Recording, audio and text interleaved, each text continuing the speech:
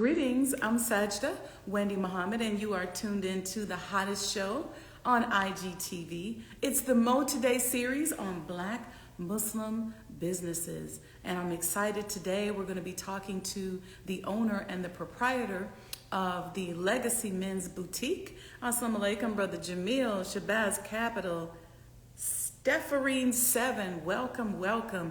While we're waiting for everybody to come in the room, let me remind all of you about the New Year's Eve manifestation party that I'm going to be having with some special guests. We're going to be talking about goal setting and mindset for the year 2022 and how to become a powerful manifester and put our minds in the right space towards manifesting our goals in 2022. So it's exciting. The link is in the bio. I see Magnolia Crescent Torches on. Queen Tina, Brother Mandene, I see you. We're going to give folks a little bit more time to come into the room, and then I'll bring you on. Let's give them about 2 minutes, Brother Mandene, and then we'll come on. Brother Jamil said Mandene stays sharp, and he's the best advertising. That's what you got to do. You can't, I always tell people, you can't sell a product if you don't represent the product. I talk to people all the time. They say, oh, I'm a business coach. I say, okay, tell me about your business. Oh, I'm just working to get it off the ground. Well, you're not ready to be a coach yet. You can't say I got a men's boutique and you can't dress. That just don't add up. You know what I'm saying? So make sure you all get your tickets to the Mind of an Entrepreneur New Year's Eve manifestation party. We're going to have fun from 7 to about 9 or 10 p.m. Central Time, talking about our goals, talking about how to use gratitude as a way to calibrate us into the space of manifestation so that the year 2020 can be the best year ever for many of us. Okay? And it's gift giving season. Don't pretend like y'all ain't out here giving and getting gifts. So let's go out, go to the website, get your commemorative Elijah coin. I'm going to do a live later today on Sajdah House, and we're going to talk about a few things and make some requests. So I want you guys to jump over there. It looks like it's going to be maybe around 2:30 or so. I end up having another meeting that's going to take its place. All right, so I'm going to bring my brother on so we can talk and y'all can learn about the Legacy Men's Boutique. Listen, this is all about creating an ecosystem for us as Black Muslims in business. We got to support one another. We got to love on one another. We got to take care of one another. Not only should we be buying Black, but we should be buying Black Muslim first. And so my whole goal is to give of my services and whatever I can do to help us with business development, with creating that community of support. So we're looking out for each other. We're going to be doing an entire Mind of an Entrepreneur show where we're going to be going on the scene. So next time I meet with Brother Mandene, we're going to his boutique and we're going to let y'all see what's happening right there on the inside. So I'm going to bring my brother in right now. Okay, coming on in a few seconds. Welcome everybody. Come on in the room. Assalamu alaikum. There he is. How are you, sir? I'm well, by Allah's grace. How are you? Good. You got the fancy background and everything going. I wanted to be at the store, but time didn't permit. So I'm in Crow Studio right now, so I couldn't think of a better place. You know, when my show coordinator said we're gonna have Brother Mandene on, and I said, Mandene, because remember when I saw you at Sean Michelle's, I didn't even know you had a boutique, and I said, next time, Yes, let's do something where we go live right in your store and yes, ma'am. show people what you got and hold up some stuff and really drive it so that when folks come in town, Savior's Day, go to your place. That's what it's about. Let's drive some traffic there. Our praise is due to Allah. Thank you so much. And I'm really honored to be on with you right now. I've seen a few of your lives, and you're consistent, and that's the key right there. And you already know that consistency is the key in business relationships, personal relationships, etc. So you on top of it. You know, Brother Mandene, I learned that at a very young age that consistency is key. You have to keep pounding and pounding away at it. So many people have flight of ideas. They come up with something one day and they do it for a little while, and then they change up, or it sounds good, or ideas come to them and they just die. But I'm not that person. You bring something to me and I agree and say, look, we're going to do this, then I'm going to be pushing you. Yes, Let's get ma'am. it done. Let's make our word bond. Let's see the vision, come to light. Well, I heard a lot of some of the best and the greatest ideas are in the graveyard. Uh-huh. That's Yeah, exactly right. yeah. That's exactly right. They never brought them to light. We die with these things inside of us, and I don't believe in it. There are so many ideas that so many of us have inside of us, and we just got to do it. Yes, ma'am. Yes, We have ma'am. to break I that. agree. It's a habit. It's an emotional habit where we're so used to coming up with ideas or starting something and never really finishing it that it becomes acceptable. It's part of our focus muscle, if you will. I understand. And I concur. Yeah. So tell me about Legacy Men's Boutique. I was thinking about you yesterday when I was thinking about the boutique, and I said, men are loyal customers. Yeah. I love, Yeah. No. I love Yeah. customers. Yeah. And to your point about that, they are, and Mm-hmm. they're some of the best advertisers, and especially my seniors. They come in, they shop, they go out, they tell people, they come back, they say, did a so and so come by or so? And if I tell them, no, not while I was here, Mr. Thornton, they're like, they didn't. They get mad, Mm-hmm. and it's something really old school about some of my seniors. There's one in particular. They just have to spend at least $5. Yeah. If they can't find what they're looking for, so well, I got to spend something with you. It's a gentleman, and I have to plug him. He's an older man. He doesn't have he's not on social media, anything like that. But Mr. Garrett, Okay. he's an older gentleman. He buys bean pies from the brothers' papers. He's been coming to the store since the opening, and he has every time he comes there, no matter what he purchases, he's always going to purchase 5 pair of sweat socks. I sell some sweat socks for a Okay. dollar, and he's guaranteed to buy 5 pairs. And he says the same thing every time. When I get out the shower, I just like to put on a fresh pair of socks. This man must have a couple of hundred pair of Yeah. sweat. He might throw them away.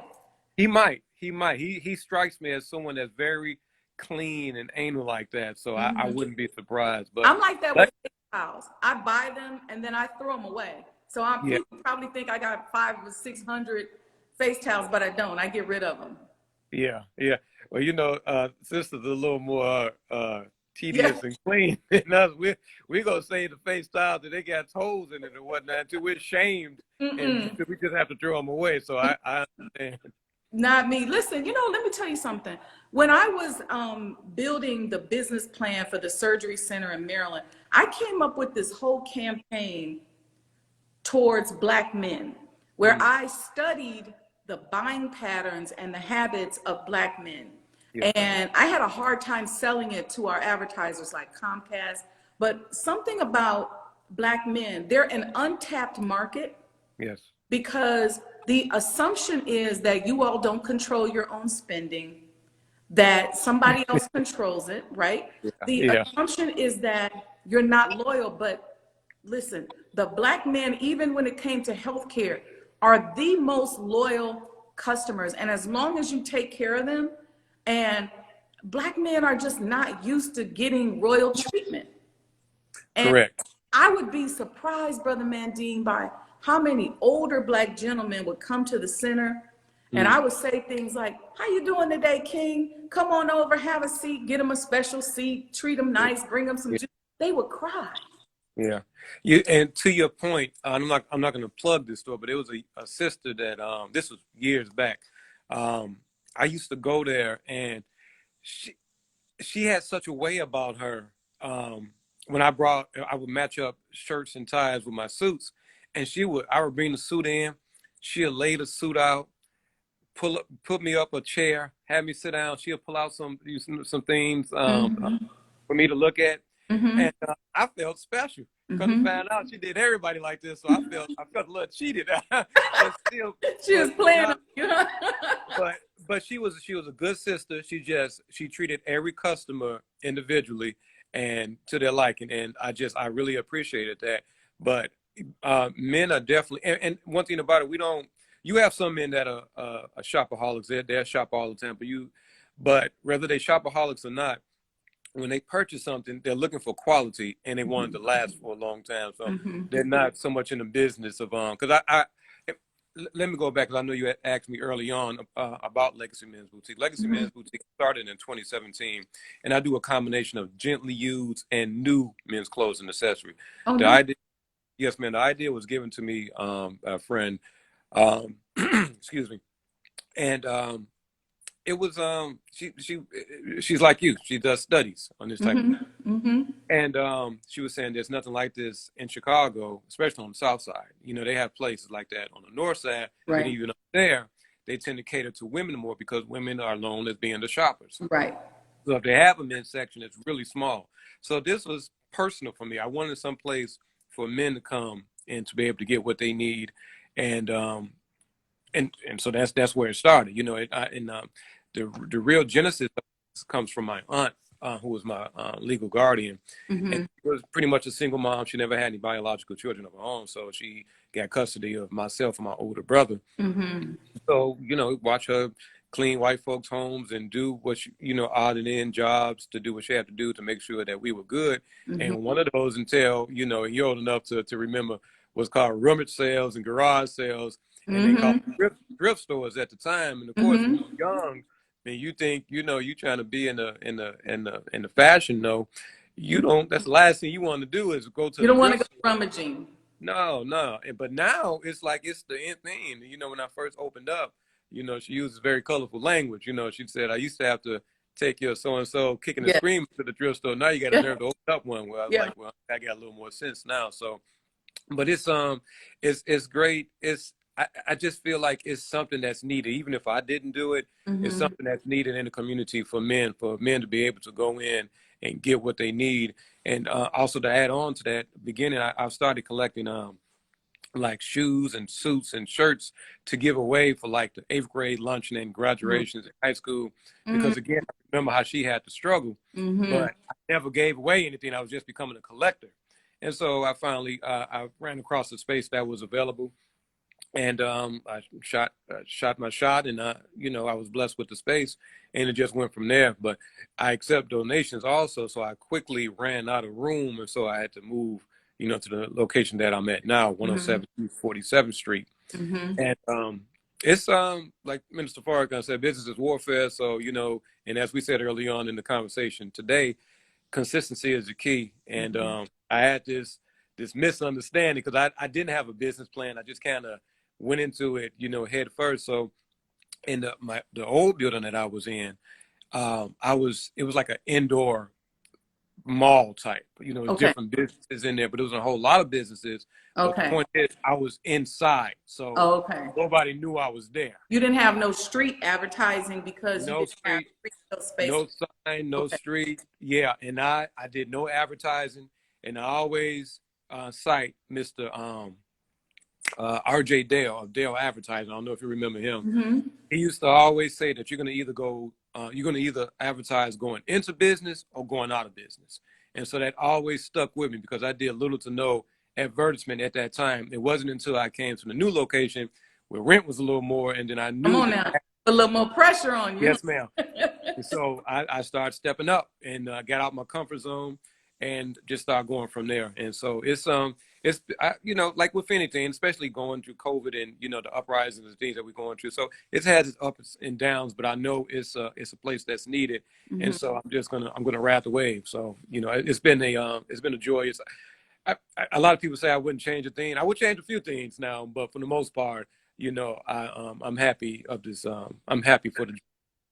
Well, I'm happy to come and share with you some of the things I discovered in the study that I did. I spent about 2 years gathering data. I went to like DC Office on Aging. I just took data from our patients. So these are people in that age range of 45 to about 65. And those are the ones that you're going to see them pull up in a late model car. That's right. So you know they got some discretionary income. That's right. They're going to be moderately dressed. See, because your real fly best dressers, those are going to be hit or miss. They're going to have more spending patterns like a woman. But Yeah. that moderately dressed Black man, you can get repeat customers, and all they care about is service and Yes. Yes. Yes. You're absolutely correct. And that's if one thing we with us being a small boutique, you know, I try to be attentive as much as possible. But one thing I always had a pet peeve when I would go into a store and, you know, people just hovering over you. I have to go through my spiel. I let them know what we offer. And then I just let them know, you know, any questions, just let me know and I get on out their way. And a lot you of got times, sisters in there, Brother Mandene? I'm sorry, any sister, there's a sister that helps me out. And what I learned, it's a sister that helps me out, and it's a young brother. And it's like a lot of the customers, a lot of them don't even know that it's my place. You know, they'll come in asking for them, which I'm fine with. Mm-hmm. And another thing is, and I'm pretty sure we get into this. You know, a lot of times, you know, our people we looking for a bargain. You know, so they'll come looking for the owner. You know, where the boss at. You know, because they know I get soft with them. But with the sister, she don't play no games. You know, the price is what the price And is. they won't ask her no questions. No. We would have a difficult male patient. I don't care what he was going through. Could be something very private to Yeah. something else. And my business partner would say, tell Wendy to come down here and talk to them. As soon Yeah. as I come in, he gonna light up. And I Right. just treat him like a king, treat him like he deserves to be treated. And Right. then he could better receive the information and follow the instructions. So that would be my thing is couple sisters Yeah. and have them to just, because, you know, it's one thing a brother telling you, I like that tie with that shirt. Yeah. No. And that's why I brought the sister from the store that I mentioned because, you know, like she said, you know, you're not dressing for the men out there. You're dressing to impress the ladies. And that's and we can say what we want, but that's absolutely That's real correct. You talk. know? Yeah. That's It's real just talk. real. Yeah, But it'll feel more better as a man if you got sisters going, Brother Mandene, you sharp. Than if all the brothers be telling you sharp. That's okay, but yeah, it's all right. You know, come on, everything is real now. yeah, it's just real talk, and business is real talk, and that's one of the things that consistency you just learn over time, just how Yes, to ma'am. keep it real, how to be straight with your customers, how to change things up and make it an experience. And you know that's another thing too. Just when you say keep it real with your customers, because I try to pride myself as a salesman, but you're not gonna walk about there looking any kind of way now. You Mhm. know, if sometimes they'll try to put something together or they'll want something. It was only one time, and it was a brother. He was kind of a big brother, you know, kind of Mhm. husky like, and it was Mhm. a jacket that he wanted. It was like a coat, but the arms was short, and I said, brother, I can't let you walk out of here with Yeah, that. I mean, for one thing, you representing me, man. He was like, nah, I like this. I was like, bro. bruh, He no. looked at me dead in my eyes, said, I like this, and he purchased it. I saw him maybe about a couple of months later. It was a get together. This is about 3 years ago when I first opened, and you know, I'm walking in, and I was there a couple of minutes, and all of a sudden, this big brother just came up like, "You remember me?" I was like, "Oh man, am I gonna have to scrap tonight?" and and he was like, I was like, "Nah, not offhand, brother." He's like, "Nah, look at me, man. Look at the jacket, man. Remember I got this jacket from you?" I was like, "Oh yeah." He's like, "Yeah, man, it's my favorite jacket, man." I'm looking at him, arms still short. Still sure he ain't lost no weight. None, but he said, "I love this jacket." I said, "Hey, man, I'm glad to be of service, though." But I try my best. If it don't work for him and it don't compliment him, you know, I try to tell him, I can't let you do that, man. You know, and most of the time they will listen to me. So, Yeah. yeah. How'd you come up with the name Legacy? Again, that friend, shout Okay. out to Tequila Shabazz, you know, she just have a man like that, but it just kind of stuck, I should say, Mm-hmm. and she threw it out there, and yeah, I mean, and it's like I love it. I like it. I think it's such a play on words nowadays because everybody's talking about legacy, and it's like, you know, now it's like when you mention it, I just feel in my head like, yeah, you know, those that know me, I'm coming across their mind because they're mentioning legacy, so it just makes a lot of sense, you know, for it to be that name, and plus, it was personal because when the young men in particular, I try to have it toward young men. I want them to be able to come in, not that clothes gonna make them, but clothes will make a person feel a Mm-hmm. certain way about themselves. Mm-hmm. And I at least want that be a prelude to their legacy, you know, because we can say what we want, but we're gonna judge a person based off how they look. We can talk all that righteous stuff, you know, oh no, we gotta look into bro. When we see you coming in looking looking a certain way, we already got a preconceived notion. Now, once we discover that you good people, then we at ease and whatnot. But if I walk into a bank dressed, like a civilized person, you're not gonna assume I'm about to rob the bank. Until I pull out, that Right. weapon and Right. pick them up. So it's just it's just that appearance. Appearances mean a lot, and I just want to be able to help with the appearances of the men that come in to the store and make sure. And the key is, and the thing is, I want them to look great, but still walk out of there with some money left in their pocket. And you know what? There's a whole legacy, and I'm listening to you talk, and the way my mind works, Brother Mandene, is when it comes to businesses. My father trained me that way. I could be looking at a business and my mind is rolling. I got about 20 ideas in my head already for your business. So I'm not going to bombard you, but one that just came to my mind was the legacy of Black men in dressing nice. You can even go into why the Elijah Muhammad dressed you all in suits. Yeah. So you would be presented a certain way. But even when I think about working class Black men back in the day who didn't have access to suits, who maybe just had their dungarees or their overalls, that really wasn't that long ago. And they still look presentable. Yeah, they weren't even allowed to have access to a suit. So to be able to go to a store where you could have the choice between mixing something new and gently used and come out of there looking unique and sharp. Yeah. There's a legacy and an energy with that I think is very powerful. And I it's funny that idea that you have, because that's something that I wanted to display on the walls. Yeah, that's what I just saw. Yeah, what I just saw. And I have a picture of the messenger in a suit, and it's funny that somebody said, well, you're gonna bring religion into it. I like, the man got a suit on. I mean, come on, man, he's sharp at that. So, but it makes sense, because who was more sharper than the messenger, and he put suits and ties on men that wasn't, like you said, that wasn't used to dressing up, and those pants had to lay a certain way, and that's right. You couldn't tell the convict that just got out of prison from the lawyer. All of us look the same. Even today, we all look the same. It's not until you get to talking about it, like, well, yeah, I just served 32 years, or I just graduated from Morehouse. We all look the same, and we all have that look. So that's an interesting statement. Because people always say, why is religion per se a part of business? Because business, as we know, is the activity of life. Yes, ma'am. And in that activity of life, your spirituality plays a big part of that. And if your spirituality is left out of that, then you're really no different from the predatory capitalists downtown. Right. Who don't care about, ripping somebody off or cheating somebody. As long as they make their margins, that's all they care. The bottom line is having a certain amount of revenue and net income at the end of the day. But when you bring spirituality and consciousness into it, you just said that your goal is more than just the bottom line. Of course, you want to make money, but you want to be able to dress the brothers, make people feel dignified, uplift them. And so I think it would be very powerful to have just a wall of well-dressed men, and kind of showing that story of that brother coming out of the fields through the Great Migration and coming up here to Chicago. Now he got his suit on. He's a businessman. Yeah, that's a symbol of him ready to handle business. That's genius right there. Yes, ma'am.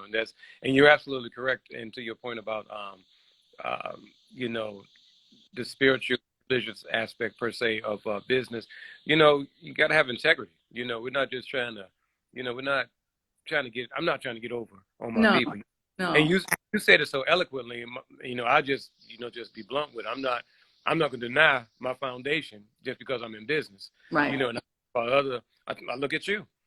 I look at Brother Yahya up the street from me. He doesn't put, he doesn't hide his what he believes in a bushel basket.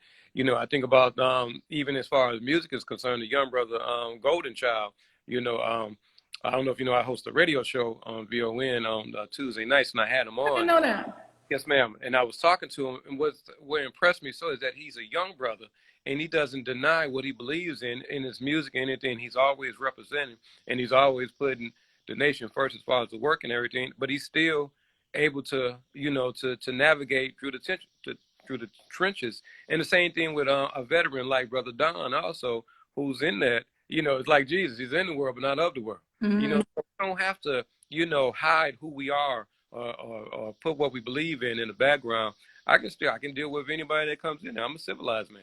Yeah, So you're ready to deal with anybody. And at the end of the day, it makes you more interesting.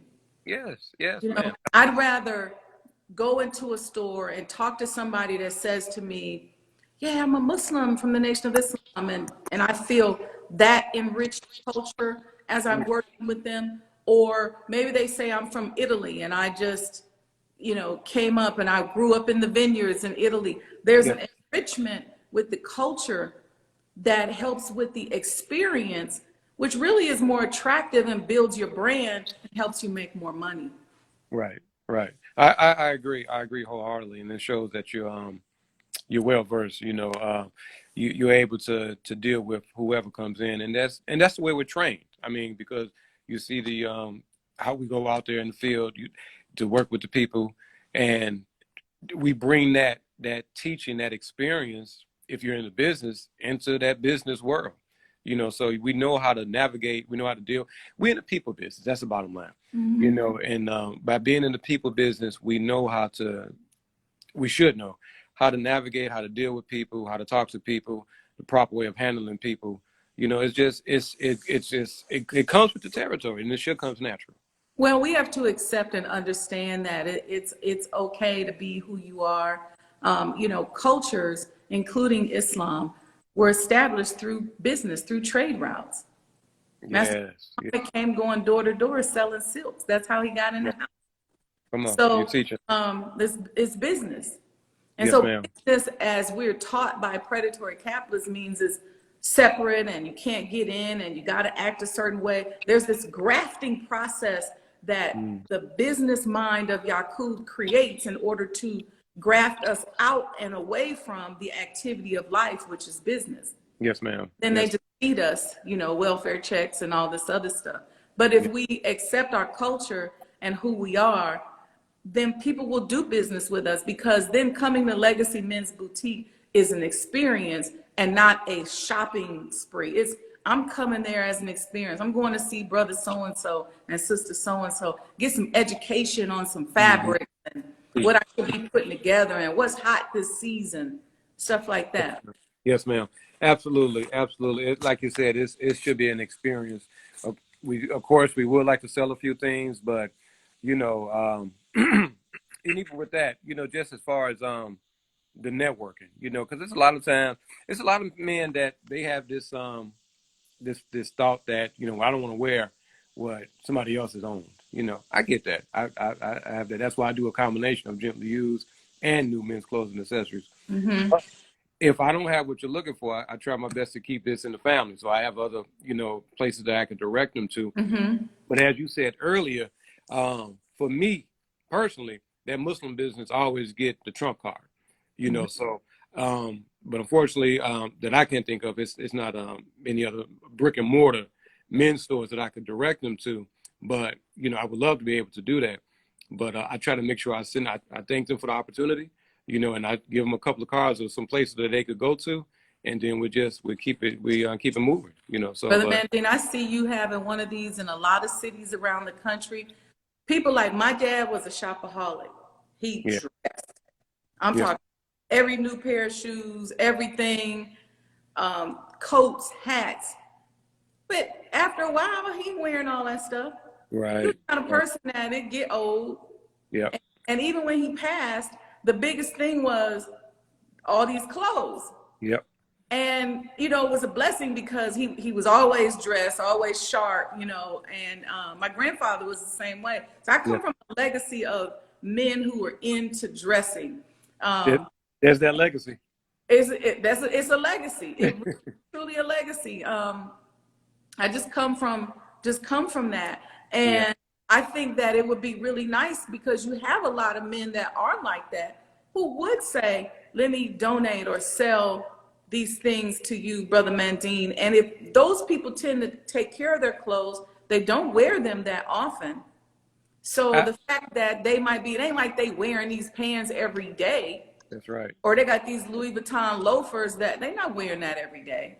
I can't tell you the number of times just for what you said. I mean, someone's out, and this it's bittersweet. I mean, I'm humbled by someone giving me their loved ones' clothes, and a lot of times people do hold on to things for a long time for sentimental reasons. But I'm always receiving donations, and that enables me to have my prices the way they are also. Mm-hmm. Because like my suits start off as low as $25. You know, some shoes, low as 10. And I try to go through everything myself. In the beginning, a lot of people they would take the time to clean the clothes and make sure it's presentable.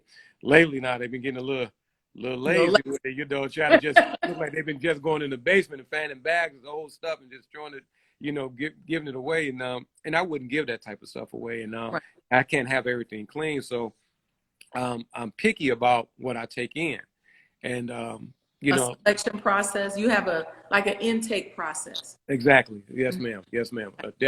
That's definitely what I would call it. So I'm always receiving. I came in yesterday to check on things, and there was 2 bags by the door.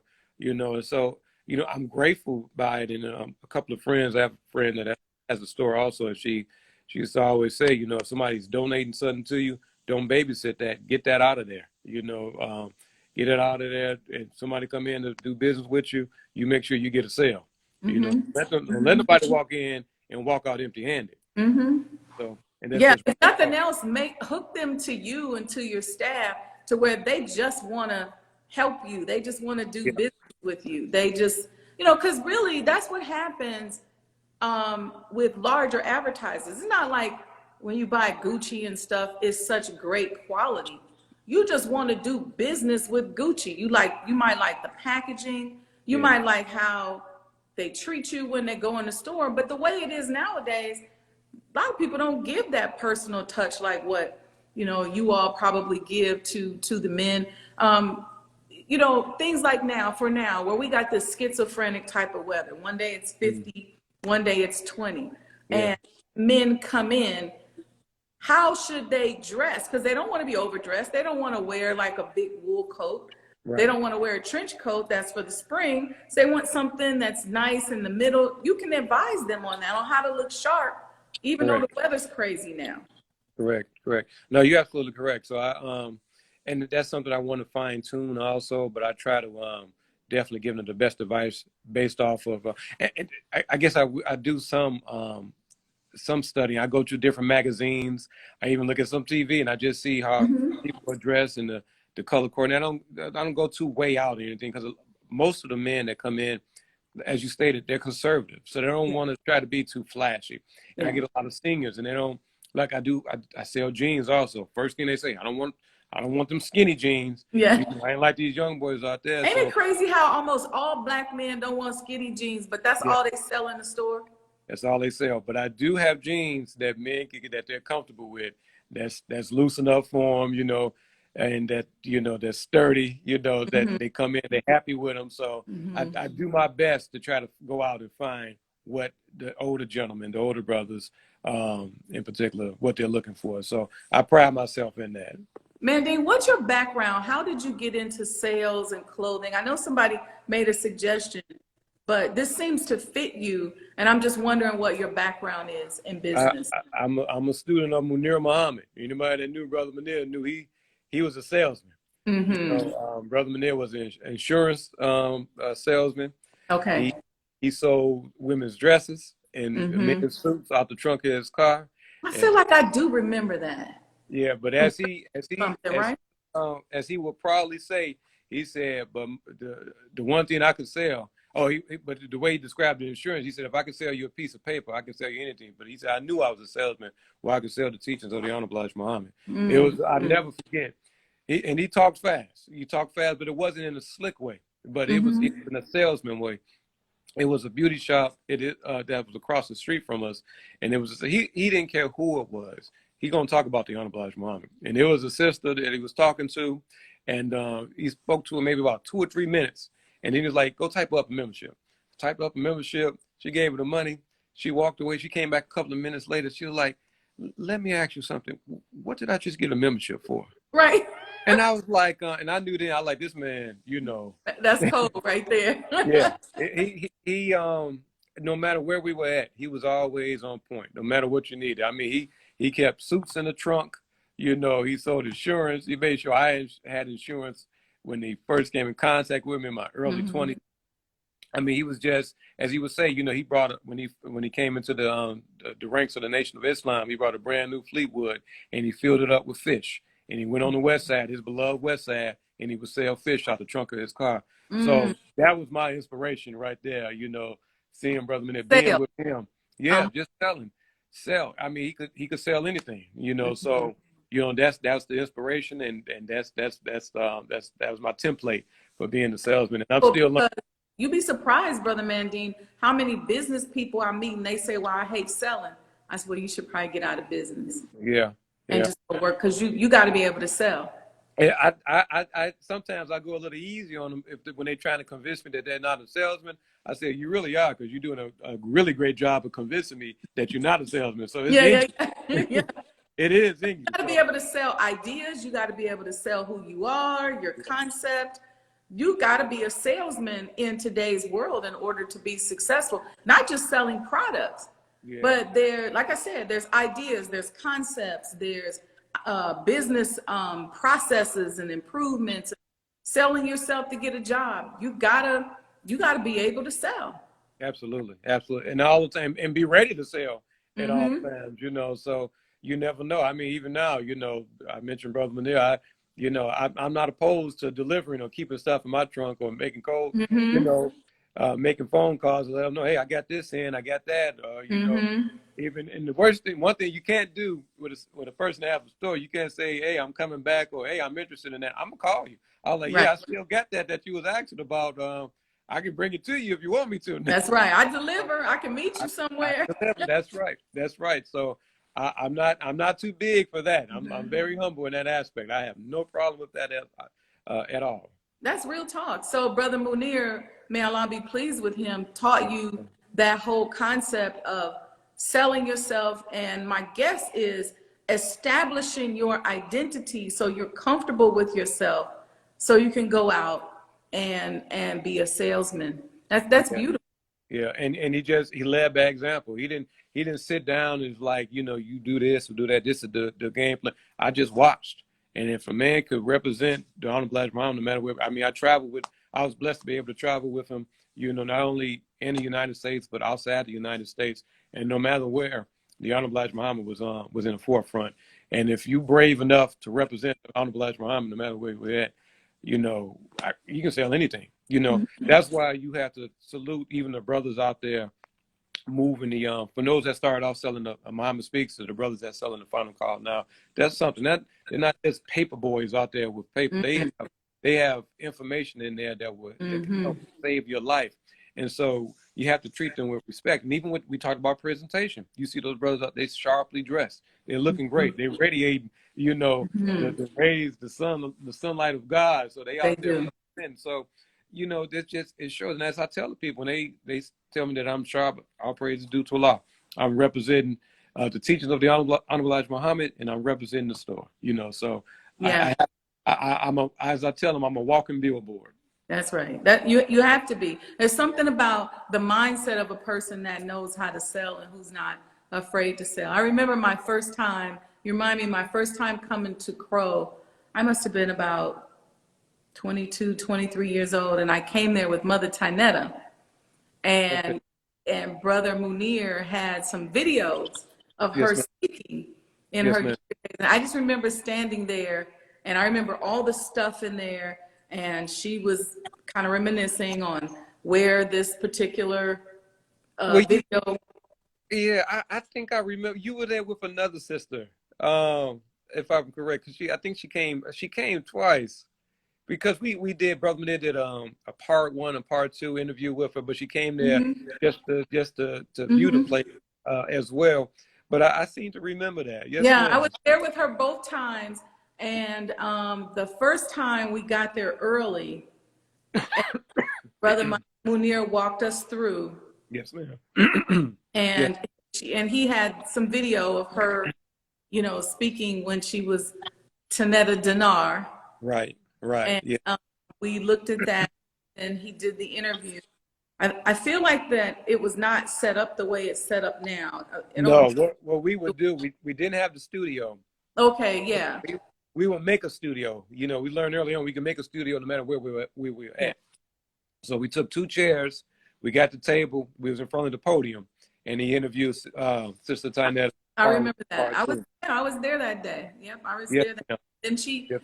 came back for part 2, and then we went right into the interview. But Yes. I know what you mean when you say that somebody like a brother Munir will grab you and cuff you and just kind of let you roll. And that's I always say that one of my greatest memories of my father was him knocking on my door like, "Yo, you rolling?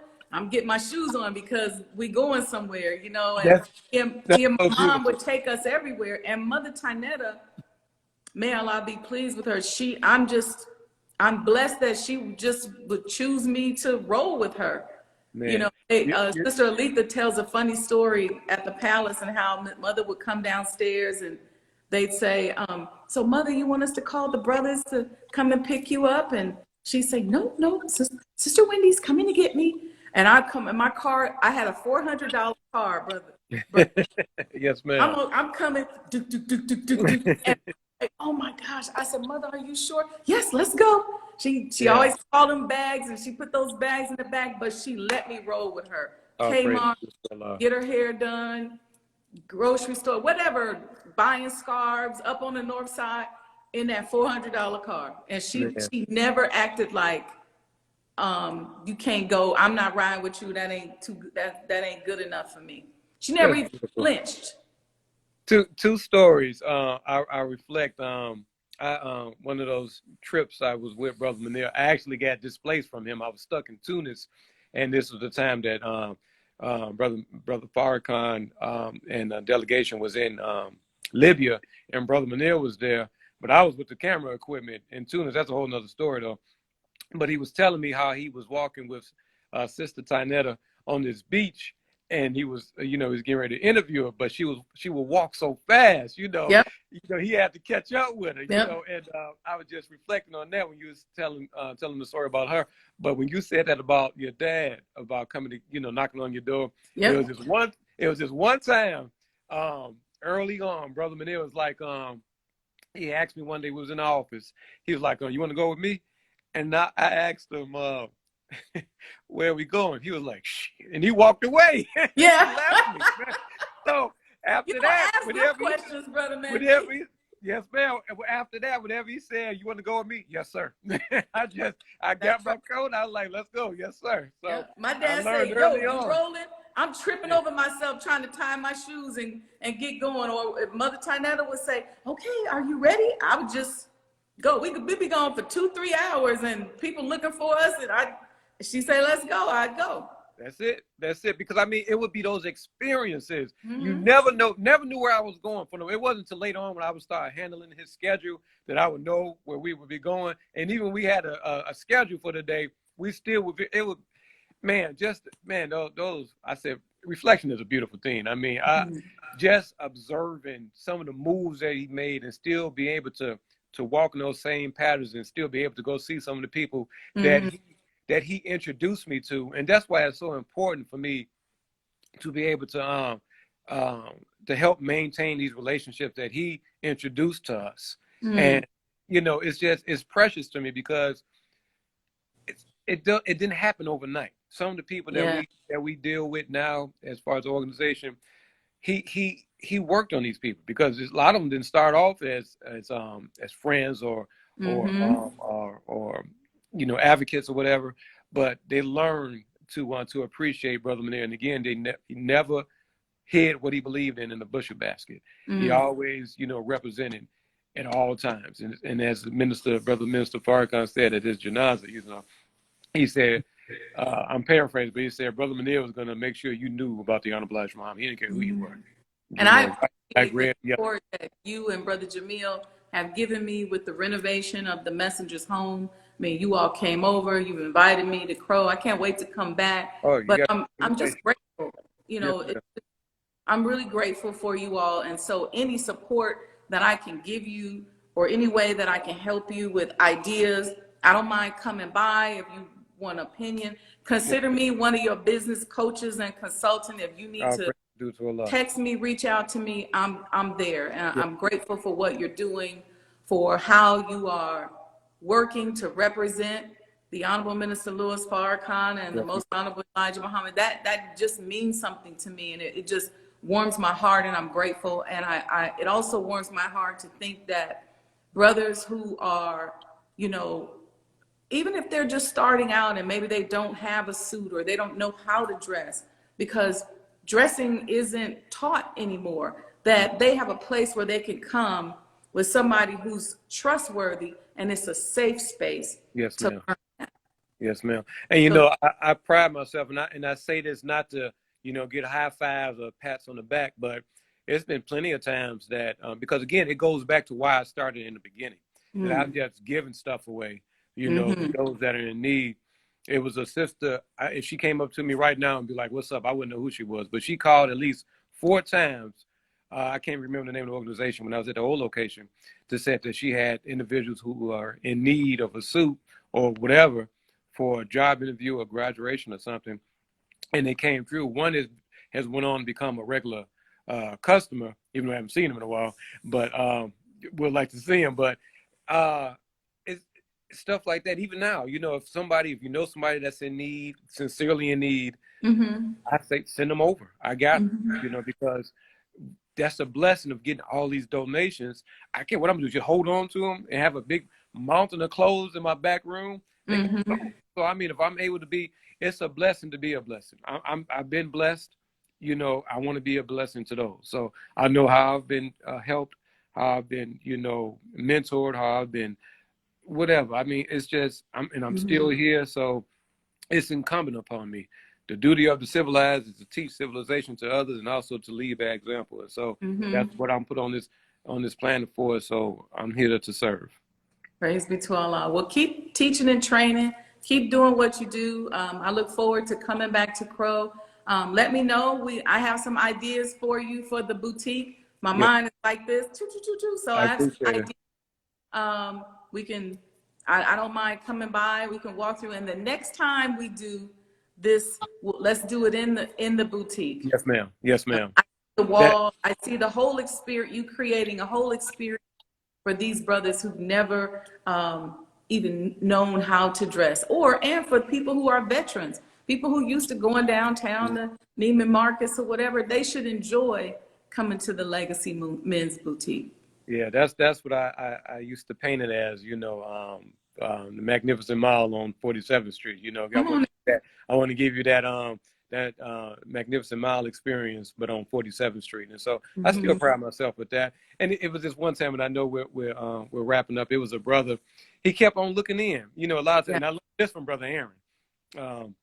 When it's Brother going Aaron, slow. that's another great entrepreneur that Yes, has ma'am. been with us forever. Yes, ma'am.